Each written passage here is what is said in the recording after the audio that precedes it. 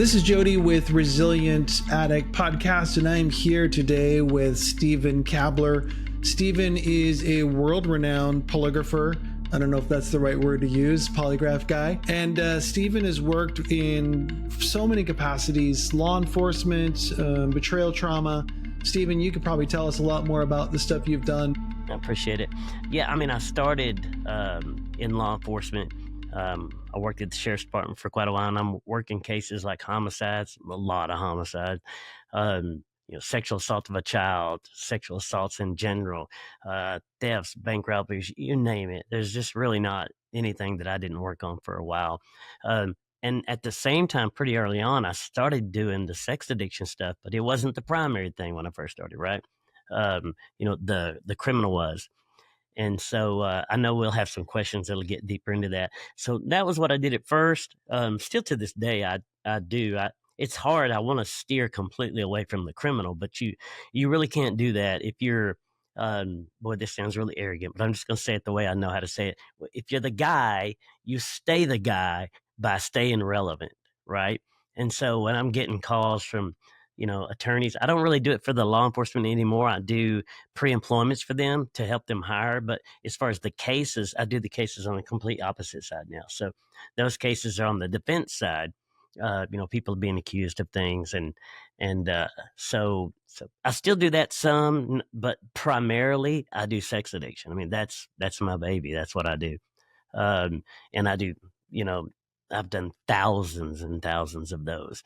I'm probably in my 20 years, I'm probably just somewhere over the 13,000 mark. And that's a lot of tests of one specific category. And so I honestly don't know how many tests I've done total.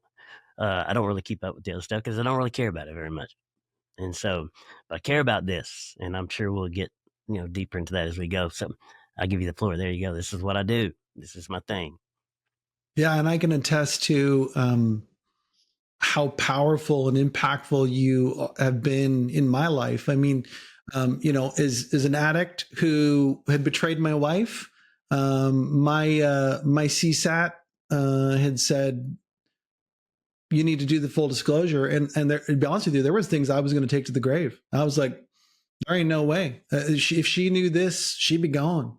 And it was a painful process, working that process. But I'm just so thankful that because my wife was like, I'm sure he can trick this, and I need to know who the best is. And so that's how we found you. And it's interesting. The other day, my wife and I were reading a book, and the author had interviewed you, and I saw your name. I was like, holy crap, I know that dude. And so I was like, I got to reach out to Stephen and chat. So next question, over the years, what have you learned about the human side of disclosure, kind of beyond the science? That's a broad question. Because of what I've learned, right? There's just so much of this I use in my own life, in my own relationships. But I'll try to put together something that I think that you're really looking for. Man, it changes every part of your life. When the sex addiction, the disclosure process, right? You can confess everything in the world to your wife, and that's great, right? We'll talk about that later. That's a must. You have to do it to be able to move forward in all this. But even with that, right, if you don't make significant behavioral and relational changes, you're not going to make it, right? And this is the segue into all that, right? You don't even get a shot at any of that stuff without finding ground zero, right? Ground zero so that you can know true recovery, right? And ground zero so that she is at a place where she can make a decision about whether or not she can handle it and begin to forgive and heal, and not necessarily in that order. And so you guys can move forward, and then and only then do you get to really start working on the relational stuff, which again can never happen without this part of the process. And so but don't think for a second I don't use all of this in my marriage. My wife and I, man, we just have the most amazing marriage. I guarantee you, you could catch her alone at any time, and she would say crazy things like, "We don't fight, we don't argue," and we really don't. I mean, we've even been challenged to sit down and think, "Man, have we had an argument? Have we?" You know, we just I can't think of a single thing. I tell myself and I tell her, sure, come on, there's got to be something, right? There's got to be a time. But I'll say this, even if it is out there, it's so insignificant that we don't remember it. And here's what you know when you start this process: your wife remembers everything. Trust Yeah. me, she's like an elephant. She remembers it, and she's probably right even about your acting out. And so yeah, for her not to remember that, it makes me feel good about where we're at in the process and where and what I've gotten from it personally, right? To use in my marriage. You're passionate about it, and I love that. You know, I'm sure there's going to be a lot of people have been betrayed who are watching this, and that's my hope. What role do you? I mean, what? Tell me about Polygraph and how it can help in their healing. Well, I mean, I think that's the easy part. Healing can't start, right? Like it can't start if she's just constantly wondering, what don't I know? What's still out there? It's funny, I get guys all the time. Well, we're not gonna, we're not gonna talk about this part of my life. She already knows that. No, she doesn't. She doesn't have a clue. She knows you told her these things, but she doesn't have a clue that she knows everything. You know whether she knows or not, but she doesn't have a clue. And in light of all that has, come out, it's crazy to hear guys expect their wives to just accept any information. And so, what is the purpose of it? The purpose of it is to begin again, to be able to move forward, to get that second chance, right? A second chance we don't deserve. And so that's the purpose, to find healing, right? And beginning both in recovery, to find true recovery, and for her, y'all, to find true healing. And it starts when you have succeeded at a polygraph. Here's why: there's nothing else. She has nothing else that she can grasp a hold of, right? The closest thing to it is your word. Well, you've destroyed that, at least for a time, right? And so, yeah, I just get tickled sometimes when I listen to guys, well, this is a waste of time. She already knows. No, knucklehead, she doesn't know, right? And so, anyway, hopefully Well, that's and helpful. is somebody who betrayed my wife. I spent so much of our marriage gaslighting her, coercing Yeah, her. So her intuition is totally jacked up because she'd be like, something doesn't feel right, and I'd be like, what are you talking about? You're nuts. Like, and so here I am totally stonewalling her. And so moving forward, how can she possibly trust anything I've said if I yeah, haven't made that commitment to be like, hey, I'm all in. This is everything. yeah. Yeah. Yeah, I tell you, I think most guys start at that place where, it's polygraph. You're crazy. I'm not doing that. But that's a guy who still hasn't truly decided that he is all in. I'm all in. It's funny how guys use words with zero meaning, right? Mm, I'm all in unless, right? I'm all in unless, which means you're really not all in, right? Man, when a guy says I'm all in, it means I love you so much. There's nothing I wouldn't put myself through to get this second chance. Even if there's no guarantee that I'll win, there's nothing I wouldn't do for this second chance. And mm, polygraph, man, that's just a knock at your pride, right? And that just means pride's winning. Pride's winning. that's right. Pride will eventually be really lonely. That's right. You got to move on. So, tell me, what are some misconceptions that betrayed partners or even the betrayer, has about the disclosure process or polygraph that you've seen? Ooh, I'm going to be careful about this, but that's a really good question. I think for the partner, it's that I can just ask anything and I'm going to get the truth. Every time he had a crazy thought, I'm going to get to know about it, right? I'm going to get to know all his feelings and emotions and exactly how he felt about her on a 1 to 10 versus, I mean, it's just, it's not ridiculous because who wouldn't want to know that if they were being betrayed, right? And I'll tell you that they deserve to know every single thing they feel like they need to know to make a decision, right? Is it realistic? That does not matter. Whatever she believes that she needs to know, she has the right? I just can't give her all that, right? That's the frustrating thing is that I really want to give her everything she wants, but unfortunately I can't. And so for the wife, I think that's the main thing is that they're shocked when they find that I can't just ask anything that you want me to ask. And probably another thing is when they hear polygraph's not an absolute. It's not 100%. But I will tell you that if you go out there and read all the studies, and you can tell the ones that are just ridiculous, the ones that are only done by a polygraph examiner versus a panel of people who get together and do these, you're going to find the strongest average out there is about 85%. I agree with that all day long. And I'll tell you something that someone who doesn't focus on sex addiction polygraph probably wouldn't realize is that 85% is in the criminal world. It's in pre-employment world. It's right. There's a significant difference. And I know one of your questions asks about this, but it looks like we're almost already into it. But for sex addiction, that increases really significant to me. We're talking, 95% accurate. Um, and I'll tell you why. It is one of your questions. I'm positive. So the reason why the accuracy level is so different in a sex addiction polygraph is this. When I have a guy sitting across from me who's being accused of murdering somebody, man, his only hope is if he can beat me. That's it. That's his only hope.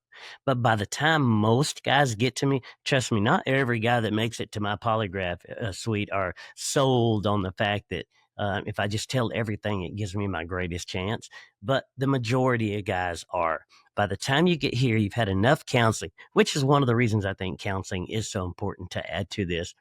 Um, that by the time they get to me, they realize that their only true chance at one, recovery, and two, saving their marriage, right, is their willingness to come clean and that they got to pass in order for that to happen. How are they going to pass? All those things they were taking to their grave, they're digging them up right now. And they get all that. And when she knows she has it all, then she gets to make an informed decision. And I'm going to tell you something, man. When a lady sticks with her husband after hearing all of this stuff, right? That's a powerful relationship. It takes Mm. time, right? It takes time. She's not just instantly going to say, "Oh, I forgive you and I'm just so grateful we can make it." And no, man, there's once you pass the polygraph, that's where the real work starts. It's so funny to have the guys come in there and they're taking their disclosure polygraph and they'll say things to me like, "Man, we've been at this for a year." No, y'all haven't been at anything for a year. This is day one for her because this is the first day she has an inkling of what she needs to know. Now, he might have already told her everything, but he's the only one that knows that.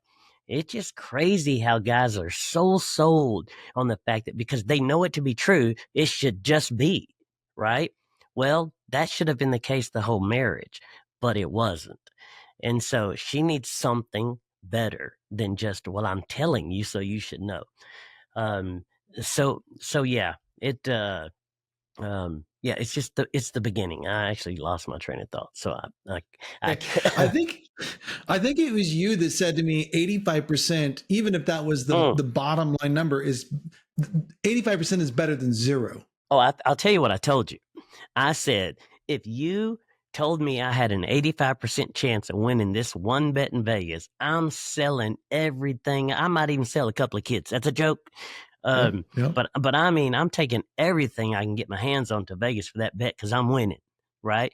Man, if you got an 85%, and I say this to the wives, if you've got an 85% chance of being able to trust the information you're getting today, man, that's incredible. It's fantastic. It's not perfect, But I'll tell you this, here's what I can tell the wife for certain.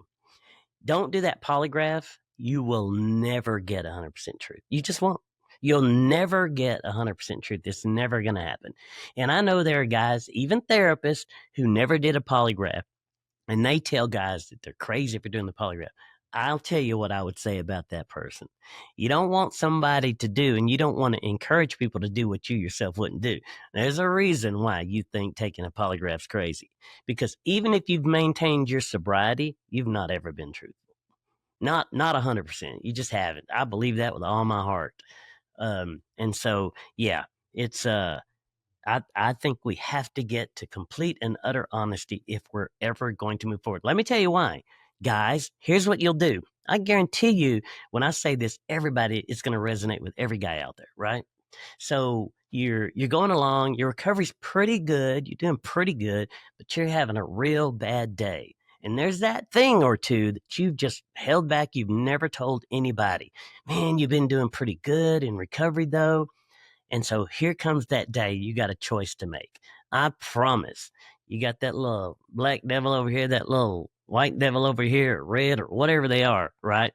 And this one is saying, "Man, you're a piece of crap. You're still lying. You're no good. You might as well go ahead and do it." And that's the one we'll fall for every single time, right? Because most of us don't think much of ourselves to begin with respect to that, right?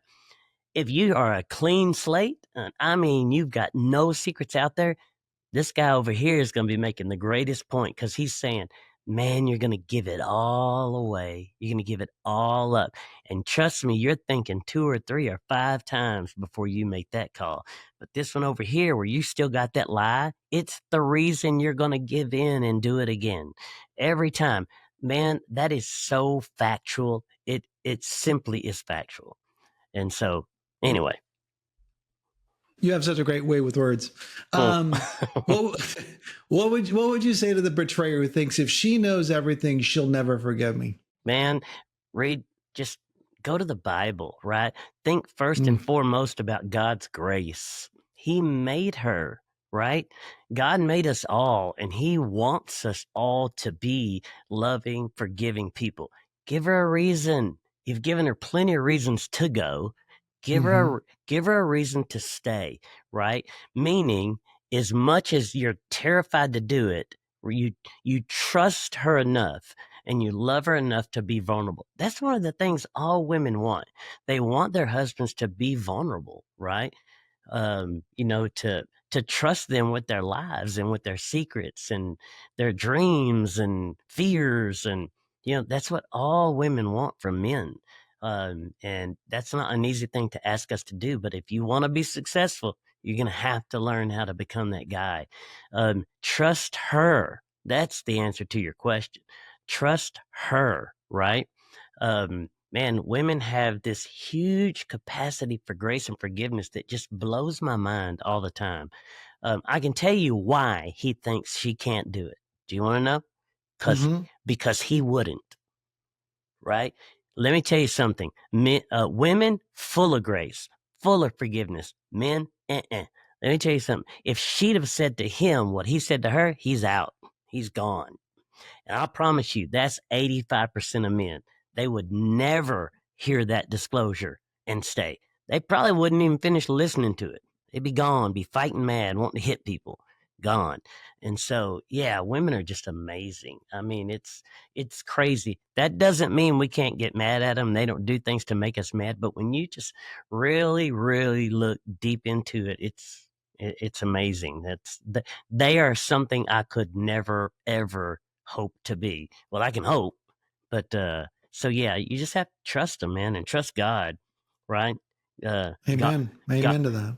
God is looking for that, man. He's looking for you to trust her enough, to love her enough, and He gives her the tools to be gracious and grateful and show grace and forgiveness. And it takes time.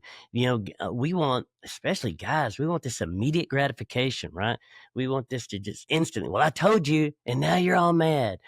My goodness, man. Think about what you're doing to her, right?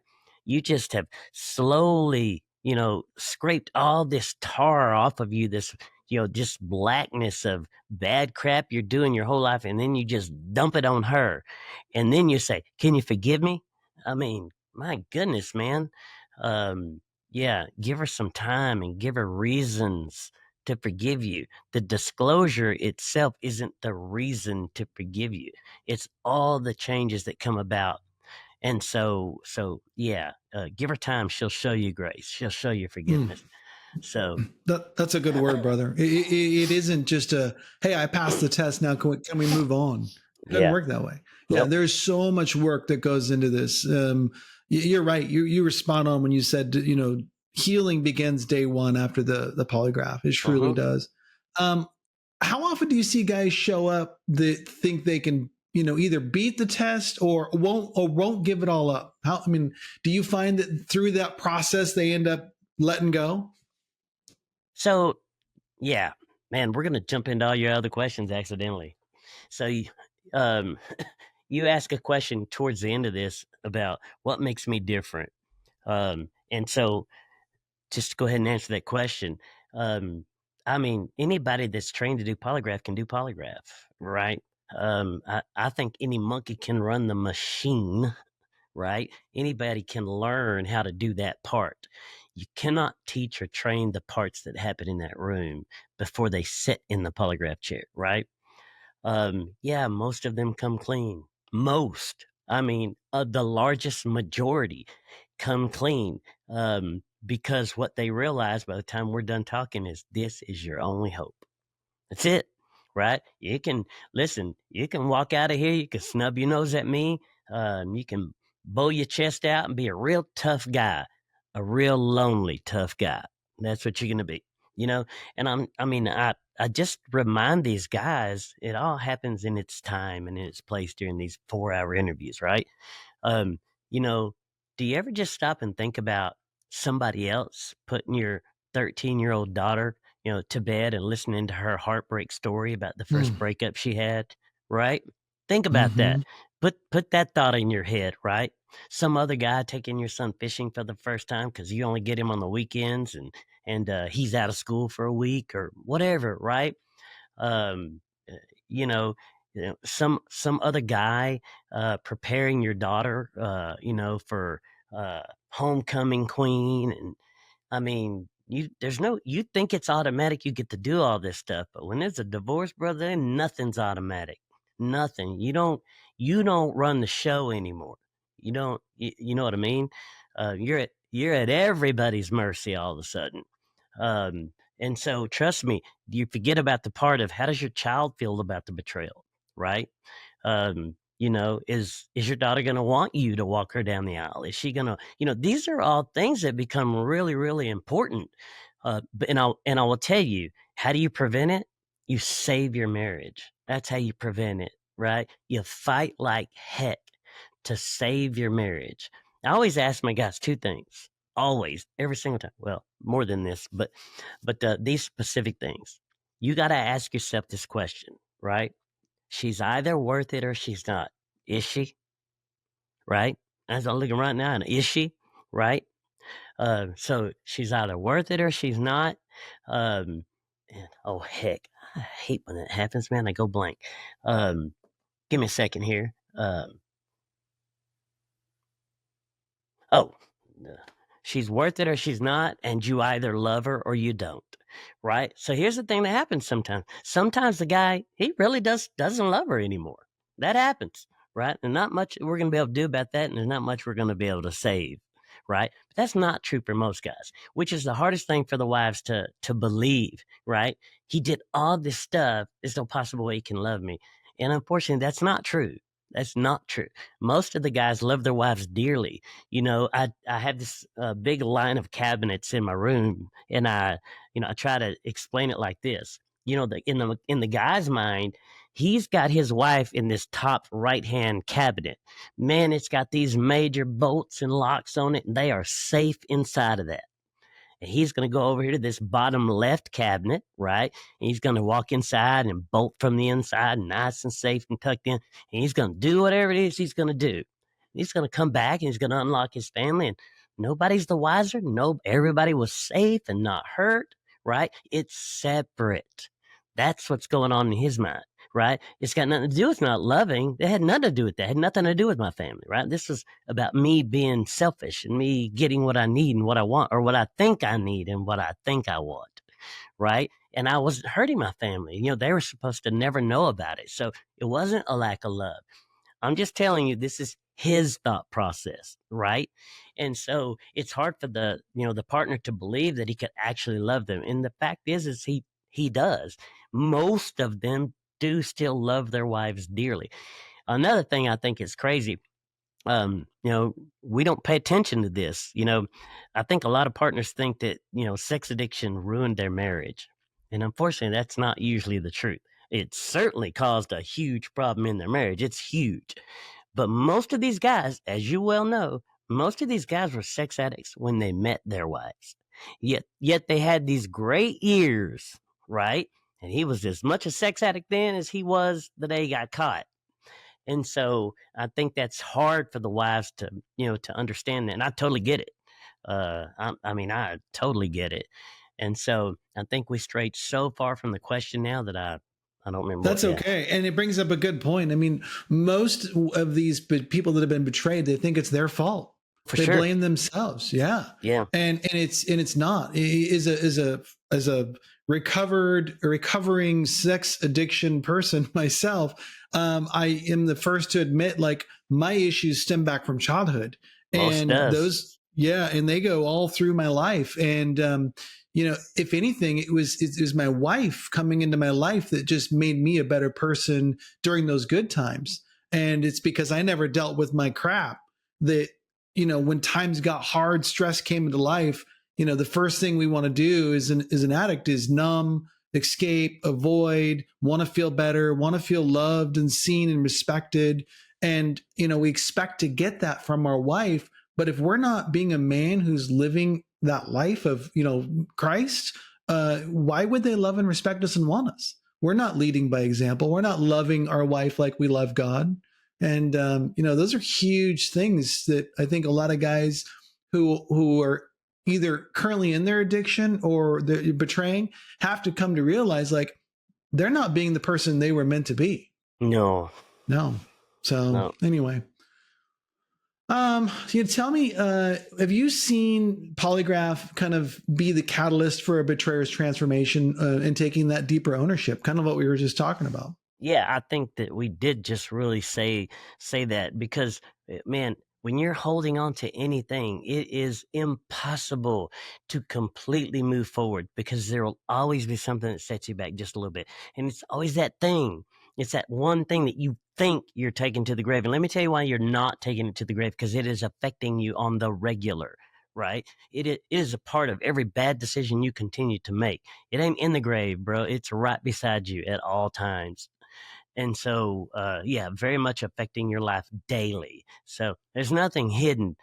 We may not know what it is that's sitting right there beside you, helping you make these calls, but it's there, for sure. I work with a lot of guys who do this trickle truth, partial disclosure. Some people call it a couch disclosure. I know there are therapists who will sit in office with a couple and say, okay, or even pastors or spiritual leaders who kind of get into this place of spiritual bypass where it's like, all right, he's told you everything. God says you need to forgive. How have you found that doing a full disclosure process with somebody like the Dr. Jake Porters of the world, who I look up to, is amazing? How do you find doing full disclosure is so different from that trickle truth, partial disclosure, or couch disclosure? Yeah, well, so I think it's how it's achieved, right? The trickle truth one, it's brutal. It's brutal to her. Now, in the guy's defense, occasionally, mama wants what she wants when she wants it, right? And you could say no, but you might be on somebody else's couch, Yep. when you do that. So it's tough. I think a lot of guys do want to do this the right way. Man, mama's going through struggles. She's been traumatized. She's hurting every single day, and she thinks that relief is just one more confession away, right? And unfortunately, that's not the case. She's really beating herself up with that. But what are you going to do? Right. It is very difficult, to just say, no, they told us to do it this way. But I'll tell you, for those who can, reason with one another and do it, it makes a huge difference. First of all, I mean, man, how can you even begin to heal or find grace for another when you just kind of constantly, and that stabbing's probably going two directions, right? He's stabbing you with every confession he makes, and boy, she's lashing out at every single one. They're probably out too many days apiece, which is why it's so important to do this with your therapist in a controlled setting, right? Somebody help you heal. But those trickle truth, man, you're having a thought. Boy, you're throwing it out there because you're in fear mode, right? Man, she's going to leave me. I better put this information out there as quick as I can. So you give it to her. But it ain't the whole truth. It's just a quick, memory that has no substance to it. Like you haven't had time to process it, think it out, fill in the gaps, which you will do in a long, well groomed process of disclosure, which is what the therapist, that's their job, right? Their job is to take that memory you got and use their years of experience and help you work through that, in terms of, man, where did it start? What caused it? What were you trying, just whatever. But like you get to a full story by the time you're finished, right? As opposed to this constant beat down, all the time, both ways oftentimes. um, Hmm. but yeah, I think there's, these processes, they work for a reason. But it's hard. Listen, if you're the person who's been betrayed, it is hard to say, what? You're going to tell me the truth in 3 months, or 4 months or 6 months? Some of these people take a year, right? Which blows my mind. But it is important, right, to do the process right. I tell guys this all the time with respect to the polygraph, but it is not about polygraph. It's about the process. You punch her in the gut one time as hard as you can. One time. I don't mean literally, guys. I mean figuratively speaking, right? Because that's what it's like for her. It's like one punch after the other. And so we do it one time. We give her everything all at once, and we make sure she has the tools all around her to be able to process and deal with that, right? But we don't keep doing it to her again and again and again. And that's what happens when you're doing this trickle truth, right? You're not helping her, that's for sure. Now, maybe she believes that that's help to her. And so I won't deny that it's easy for me to say these things, and it's real hard sometimes, for either partner, to do right because there's just so much emotion. I say this to guys all the time, and I hope it's not offensive because I sure as heck don't mean it to be. Um, but it is not realistic, and it's certainly not fair to ask a traumatized wife to be rational, um, to be realistic. She's in pain. You know what I mean? Like you just turned her world upside down. And so, trust me, while I really need them to be rational and realistic, to be able to get through this process properly, how do you blame them? You simply can't. I mean, you want to talk about grace? Man, we better figure that word out, right? And show a ton of it. It's just so funny, guys, so quick to anger. And I get it. Listen, I'm an angry guy. I flip just like that. But I'll tell you who it never happens with. Never with my wife. She's just too sweet anyway. I just couldn't possibly. But man, that's the one person that you reserve total kindness for, right? That's a If good you word. figure it out, man, oh, how can I? Figure it out. I'll tell you this, it is a choice. And I have made that wrong choice a million times in my past. Listen, I won't lie. It gets easier as you get older, right? You learn from your mistakes, you calm down. And so, and I tell guys all the time, I have these great stories to tell about my marriage. Don't think I don't have a history. I have a history. All right. Um, I don't put this out very much. I mean, I've been divorced, right? I didn't make all the right decisions. It wasn't necessarily for the same reasons, but any reason is bad enough. And so, been married to my wife for um, going on 10 years now, and we just, man, we don't have issues, and that's why, right? Like I tell guys this all the time. I have a cheat sheet. I'm telling these stories about how great things are with us and, how we're able to deal with this and that and handle everything. But I've got the cheat sheet every single day, right? I've got 2, 3, 5 guys that come in a day's time, not 5 disclosures, good Lord, that come in a day's time where I'm seeing, what they're doing wrong, what they're doing right. And I tell guys this all the time. You come in and sit down and you're telling me things aren't going good. I don't need to say another word. I can tell you what you're not doing. I can tell you what you're doing wrong. If things are going good, I could tell you the things that you're doing right because it's not rocket science. It's really not. This honestly isn't that hard to do. We just don't. We're selfish, right? We're selfish to our core. It's funny because I'm telling guys all the time. And if you wake up in the morning and you had a bad day yesterday, right? And you go to bed with these thoughts, you wake up in the morning and it's like, well, what about me? What about my happiness? Man, you're so far off the mark. It's not, you got a long ride ahead of you, right? Man, God first, wife second, kids, you, work. And that is not how we do life, man. It's work first, right? Kids second. Actually, it's usually work, then myself, then the kids, then mama, then God. That's usually the order most people handle their business. But I will tell you this: you put God first in all things. You get that relationship right, and man, He rewards it. Everything else just starts to get a little better. You want answers to everything? Go to God. And listen, you might think, oh, you're just saying that. It sounds really good. That's the life I'm living today. And I'm telling you, for a guy who wasn't, oh, man, it's such a better life. It's such a better, man, it's such a better life. I'm still not perfect. I sin. But I'll tell you this, man, I'm right there at my Father every time I do. Forgive me, man. And I'm trying hard. And that's what I can say. I'm trying hard. And that's what you got to do. It has to be your primary goal, right? My primary thing has to be making God happy. Because if you are, you're doing all those other things right.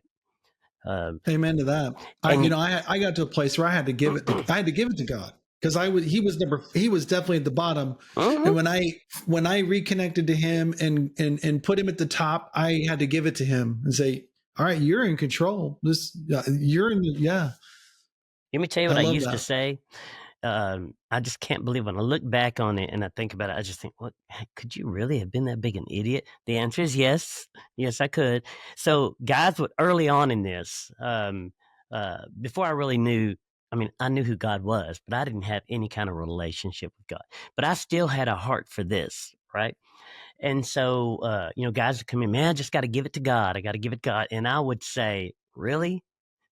That's your answer. You're just going to give it to God. Let me know how that works out, right? Insinuating that when you give it to God, just nothing's going to happen. What a fool. I mean, what an absolute fool I was. And it's funny now that I have this strong relationship with God and I look back at every single place he was, at all the turns and he was there the whole time while I'm running my mouth, right? Uh, yeah, you better give it to God. That's for sure, because it ain't For gonna work real. out if you don't. No, You, no. you better believe That's a it. good word. That's right. Amen. So you've done who knows how many thousands, tens of A thousands bunch. of these now. Yeah. What have you seen any common threads with people who've act out? Yeah. Oh, of course. It's funny. Um, every time a guy comes in and he's describing his situation, he's describing his wife, and even the wives. When I talk to wives, I can't possibly talk to every partner, but the ones I talk to, it's funny because it's always the same. Every partner thinks their husband could have been in the CIA, right?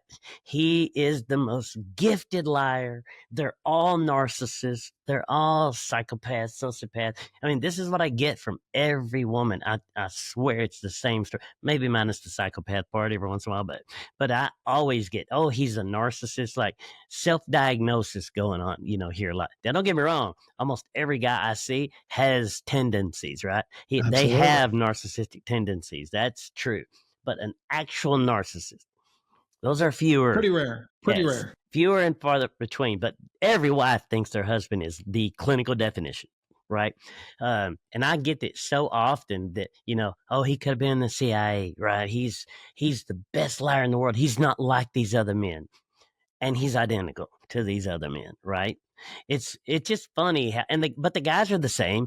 The guys come in here and they're turning their nose up at this group of guys and that group of guys because they're all so much better, and you know it's just funny. You can see who hasn't let go, right? Whose pride is really kicking them in the teeth, right?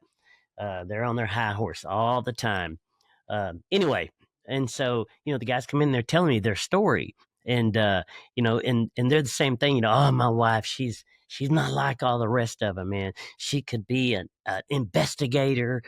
She anyway. They're giving me all these examples, which are the exact same examples I hear from every other guy that comes in here. Listen, she's not unique. You're not unique, right? We're all struggling the same. Her fears are exactly the same fears as the other lady. So she's acting just like the other lady, right? Your addiction is the same with some, variations of what it is you're doing, right? But the addiction itself is the same as almost every guy that comes in. There's nothing different. What are the similarities in the sex addict? Almost always starts in their childhood, almost every single time. I mean, I'm going to guess, right? I'll be the first to tell you, I'm going to guess, but I bet you if God came down and tapped me on my shoulder and said, Stephen, this is the exact percentage, I'm going to be so close, it's scary, right? I'll bet you at least 85%.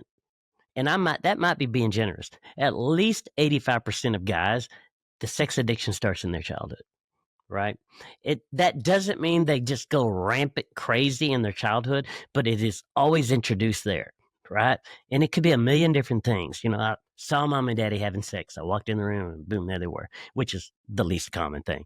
But anyway, I'm seeing somebody nude. My neighborhood friend, got into dad's Playboys, or my dad had Playboys, or found our mom and daddy's sex toys or porn tapes or whatever, right? Me and the guys are walking in the field and we found this magazine, and every day we go look at it, and or they're watching these things on TV that, especially today, man, the things your kids are watching on TV today, I mean, it's introducing them to sex.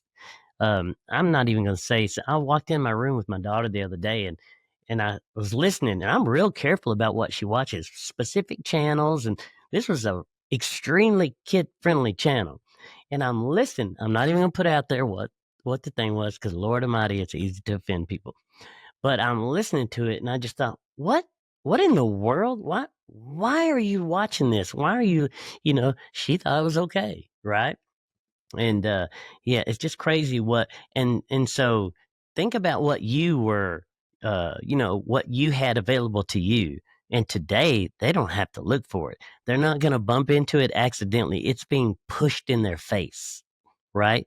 And so, man, yeah, that's the most common thing for the guys, is that this started, which is why I hear all the wives, this is what, destroyed our marriage. Well, that's usually not actually true, because he was a sex addict when you met him, and it never stopped. Sometimes guys will slow down when they first get married. It doesn't take long before they're back full blown into it, right? But it is usually not the thing that destroyed the marriage. The marriage has usually been slowly, eroding over time. It's not to say these things didn't heavily influence the erosion. It may very well have, but there's usually a lot more going on, in the marriage. But the downside, though, is that once you get caught doing something like that, it is the reason for all the problems. And so that's tricky, tricky to navigate. But I'll tell you this, guys, you may think that. You may think, oh, she thinks all our problems now are because of this. That doesn't really matter. If you just start working on all of it, what does it matter? Well, you're focusing on the wrong thing, right? You know, find true recovery, right? Um, get your sobriety date first. Let's start right there. Get a sobriety date. Stop. Just stop. And then at that, start working on truth immediately. Work on truth, right? And then after that, start immediately working on behaviors. That's where therapy comes in, right? You can't even see the stuff you're doing most of the time. And so that's where therapy comes in. It's your mirror. It lets you look back and see what's really there. And then immediately start working on them. And I'll tell you this, it doesn't matter who blames what or what really was the root. If you fix those things, you're going to have a great relationship. You want to know how to change your wife's feelings about you after all this? Treat her like the absolute gift God made her. Amen. If you do Hmm. that, I promise you, she will come around. She has to obviously see that it's genuine and believe that, and that's not going to happen overnight. And I'll tell you something else. If you really love her, if you really are interested in saving your marriage, there is no time limit, right? Guys come in here all the time. Oh, we've been, 6 months, we've been here 18 months, and we've never had sex. I mean, dude, if that's really your focus after all of this, I mean, don't be surprised if it's another 18 months, right? And so, man, you just got to clear those cobwebs out and start truly working on yourself. You know, be a better son to God. Man, it all starts right there. And when you do that, when you start becoming the man that God wants you, you will be the husband that she wants. And I'll tell you something I believe with all my heart. Well, you can really get in trouble saying stuff like this, but I'm going to say it. If you become the man God intended you to be, she won't even be able to help herself. She will be the woman God intended her to be, right? And so you can say I'm crazy and I'm wrong, but how about you try it first? And then, Agree. I can attest to it. so yeah, man, I'm working on that every single day, and I'm seeing it work. My wife loves me. Let me tell you, I tell this to guys all the time. If you've never seen a picture of my wife, she's gorgeous. Every wife thinks their wife's gorgeous. My wife is every man's arousal template. Take my word for that. And so I get up every day, man, and I look in the mirror and I'm like, ain't no Brad Pitt looking back at me, brother. I wish it was, right? But when this lady looks at me with those eyes, like you would think she is looking at, well, Brad Pitt. I mean, I just see it in her eyes. She's not, that's every guy's fear that she doesn't really think I'm all that, she does. But man, when this lady looks at me, she has fooled herself because she believes every word she says. When she tells me she loves me and how awesome she thinks I am, I can see it. I can see it in her face. She means it. You want to know why? You want to know the trick? Because God. I treat her like God blessed me as much as a man could be blessed. That's the trick. It's not a secret. You don't need a book to help you figure it out. Treat her like the gift that God made her to you. If you do, things are going to Beautiful. get better. That's beautiful. So, I remember when I was getting ready to come visit you, and I've, never been through a polygraph, had no idea what to expect. And, you've got guys coming in there that probably at all levels. Some are ready to be brutally honest, and some are just hiding behind rocks. mm-hmm. How do you hold space for, guys that are coming in and just they're literally you're probably the first person that's going to hear it all. And Yeah. how do you give them compassion while fostering out all this honesty? Oh, that's easy. So again, it goes back to you asked that question, what makes you different? Because my compassion is real. Man, I care. I'll tell you some truth. I don't think I've ever put this out there, so I'm going to just say this.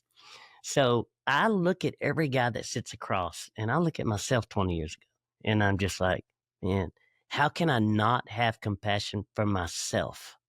Right? And listen, there are all kinds of variations of sex addiction. From guys who've slept with 1,000 prostitutes to guys who've just looked at pornography.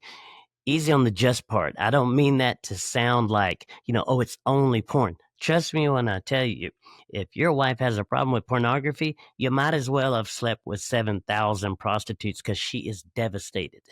Know that. Trust me. And so it doesn't matter, where you're at on that. Pain is pain.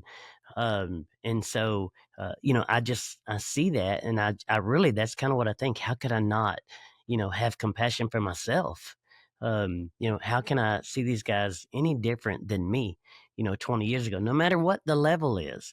Um, and I, I think this. I'm going to tell you a quick story. I don't know how much time we have, but I'll tell you this story. I prayed for 2 years. God, please, I don't want to talk about sex anymore. I want to do something else, right?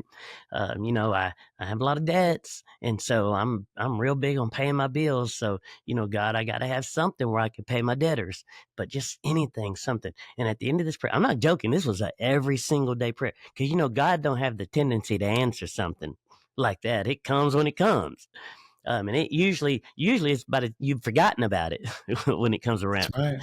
And so, but I'm asking every day. I'm not joking. I'm asking it every day. But I always end that prayer with this, your will be done. And I'm not joking. I mean that. I trust you, right? Whatever you have for me, I trust it and I'll do it. When you give me that decision, whenever you put me wherever you're going to put me, then then that's where I'm going to be. I'm going to be happy. And so 2 years goes by, nothing happens. And I start to notice that God keeps coming up more and more, in my sessions. I like to think of it like this. I get out of God's way. If he nudges me to say something, I'm saying it. I don't care if it's on par with what we're talking about, if it's not, or if I have to interrupt us, which I have done many times.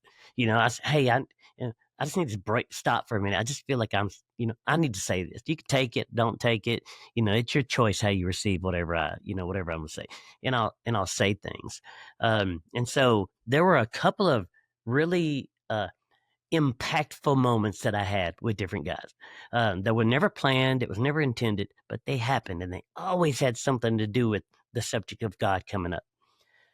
So on this particular day, this was not long ago. We're talking, I don't know, I'd have to ask my wife, maybe 2 months ago now. And a guy comes in. I won't tell his story, but he tells me a story, and I'm afraid he's about to tell me that he messed up his sobriety.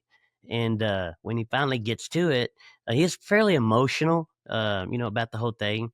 I don't want to give his background, but anyway, he tells me, and I just look over at him. I just feel like I have to say it, right? I just look at him, and I said, "Wow." I was lost in the moment too, right? I wasn't thinking, "Oh, what can I tell him to make him feel good?" Right? I was lost in the moment. And I just said, "Wow, man." I said, "Don't you know God was looking down, smiling on you in that moment?" Um, and he just flipped out. I mean, like it became emotional to the point where I thought, "Holy crap, did I do something wrong? Did I, man, how do I am I supposed to help him? What I'm not a therapist, right?" And so I didn't really know what to do. And so I just stayed there and and just kind of let him deal with that moment. And then he finally gathers himself and he looks over at me and he just says, "You have no idea how bad I needed to hear that." And it was funny. The crazy part is yet to come. So we talk for a second and then I go back to to the computer and I'm going back to the questions and I just feel this weird feeling. It's funny because he would tell you I kind of cocked my head to the side and I said, "Hey man, I don't know if that was for you or if that was for me actually." And then I'm not telling you I heard words. I'm just telling you that with absolute certainty, I mean, absolute, man. That's not a light word. Absolute certainty. I knew that God had just said to me, right? "You're exactly where I need you." And I was like, dang, Wow. you know? And first I was like, no. And so listen, I promised. And God said, "This is your purpose. This is what I need." And so here's what I can tell the world. This is what I'm going to do. Right? I mean, I will eventually one day retire, but until that day, this is what I'm going to do, and I'm not going to complain about it. Um, I it it it feels incredible to know that God has a use for you, right? You're not just taking up space on on this big rock. He has something for me, and I so desperately wanted to do something always to make God proud of me, which I have failed at my whole life. And then finally, this thing comes along and I was prepared to ignore it, right? Like I'm saying, "God, Lord, give me away. I don't want to do this anymore." Not because of judgment. It's just I'm a man, right? Talking about sex all the time is difficult. And if I didn't have such an amazing wife, I don't know where I'd be, because it's difficult. And so, but he gives me the strength, man. He makes it where I don't know. I can handle it. Um, yeah, I can just handle it. And so I think he doesn't give me this job without giving me the ability to manage it. That's what he does for me. And I'm so grateful. I hear myself talk right now and I'm just like, oh, you're like everybody else out there wants to talk and make people. This is how I feel. I'm grateful. I'm really, really grateful that he would use me in anything. And so, yeah, man. I think you just answered my next question. Given all the stories you've heard, how do you stay grounded? I Uh, mean, there's easy answers to that question. First and foremost, God, right? Man, if he wasn't in my life, if I wasn't chasing God every day, I would just give in to this. I would give in. Let's be honest, right? Men do this because they like it. Let's be brutally honest, right? Boy, you don't want to put that out on the airways, but that is truth, and if that's what we're here for, then that's what we have to do. Yeah, I think if it weren't for my relationship with God, I'd probably have caved. Second to God is that, man, my wife is a warrior. She's in there with me. Yeah, you know what I mean? Um, First of all, she trusts me so deep.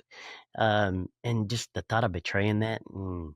Oh my God, I just can't even imagine disappointing her. It would kill me. Like, just the thought of disappointing her would really kill me. But she's just crazy supportive, right? Like she'll first of all, this is going too far. Nah, I'm not gonna say that. Just let me just say she's my backbone. She's my mountain, my lean to. Um, I don't know what I'd do without her. I tell guys all the time because of her, because of all this. I'm only 54 years old. Um, and I mean, my wife has rheumatoid arthritis, and it's pretty brutal. And I don't think she'd be upset that I said that. Sex is just like, yeah, I don't. I mean, I care about it. I want to have sex, but I love her, right? Like man, the thought of causing her any pain. And so it just makes me understand now because I have good reason not to be overly obsessed about it because she doesn't need that from me, right? Makes me realize just how I could have always been that way. I really could have. It has always been about making a choice. And today I choose that. Now I choose it for multiple reasons. One, man, I want to go to heaven. And I know I'm not going to not go to heaven because of it, but I want to, along the way, make my God proud of me. And I want my wife to be proud of me and I want to honor her. And I want my wife to go in a crowd of people and say great things about me and, tell me how good I make her feel. And man, I desire that, right? I got no pride. She is my pride. She's everything. And I'll tell you, every relationship can be like that. Guys hear me talk about my wife, and it's always, man, I wish we were like that. It's a choice. I mean, it's a choice. I started literally doing things that I wasn't used to doing because I knew she would respond to them this way. And then they just became a normal part of our life, right? Nothing comes easy. Nothing is easy, right? Change comes hard. But you have to love somebody more than you love yourself if you're going to do that. And that's the trick to all that. I have no clue if I answered your question, but how do I stay grounded? That's it, man. God first and foremost, my wife second. Man, beautiful. I lean on those two like you would not believe. She's my best friend. She's not a good friend. She's my best friend. And I have a friend who's like my brother, but my wife is my best friend. And so, I love that. I remember you mentioned to me when we had our session that you spend all of your extra time with your wife. 100%, Like if you go get ice cream, she's going to get ice cream. If you go to better the believe it. store, she's going to the store. That's I right. just love that. Yep. Yeah. Listen, that's sharing your life. See, that's the thing. We share our life. We share it, all parts of it. Nothing aggravates me more than for her to have to go to the doctor by herself because I had something on my schedule. But most of the time, if we can schedule those things for that, we're both going to the doctor together. It doesn't matter how minimal it is. If she's going, if we can put it far enough out, I'm taking time off work and I'm going. Yeah, Same with I love her. that. And so, yeah, man, you have to choose to live life together every single day. It can I imagine my buddies call me and, hey, we're gonna go do such and such. You coming? So you want me to leave my wife at home so I can go out and have fun without her? No. My question is always, is your wife going? And if it's no, I'll catch you next time. Plain and simple. It ain't because I can't. She would let me. I don't Huh. wanna, right? You're prioritizing your wife. Yeah, Yeah, I yeah. love that. It's She's beautiful. she's number one. No matter what it is I'm doing, I won't have as much fun if she's not there. That's a choice, guys. It's a choice. So, uh, So you mentioned no two polygraphers are the same. There are people who can push buttons, but when you're in that room with somebody who is really needing to spill the truth and get that honesty out. But what would you say to therapists, coaches, spiritual leaders who want to understand better about polygraph and this process of how it ties into healing? mm, I mean, that's honestly a short answer. You can't heal if you don't have the truth. How? How can she heal if she's always wondering? She can't, right? If she's always wondering what else? What else? What else? What's he gonna do? Because I don't have a way of knowing if he's really gonna stay sober or if he's not. I have no way of knowing if he told the whole truth or not. She's always wondering. She has no chance of healing.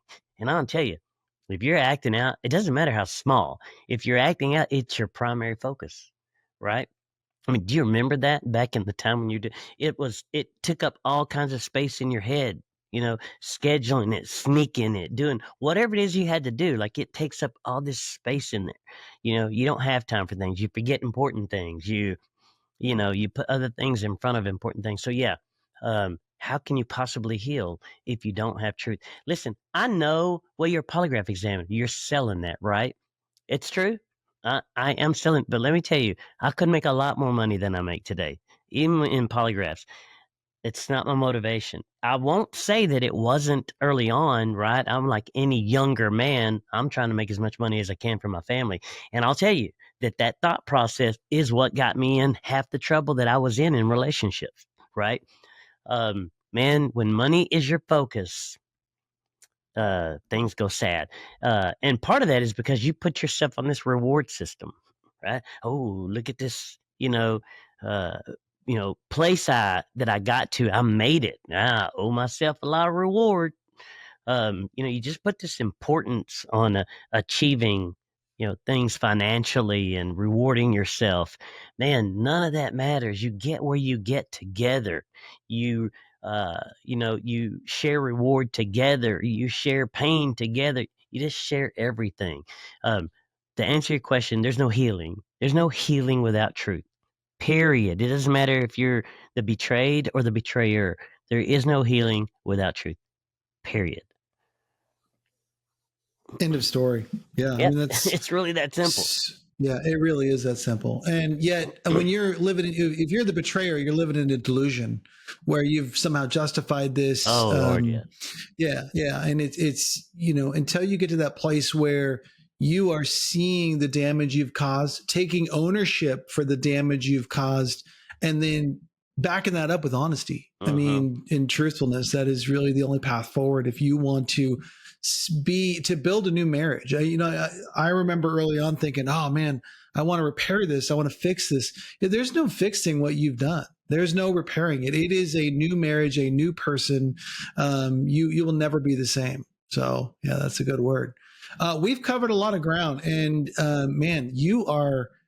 I can see your heart, your passion for this work. What is the best way for more people to connect with you if they want to pursue moving forward? Would you say go through a therapist and have a therapist contact you, or do you have a website you would direct them to?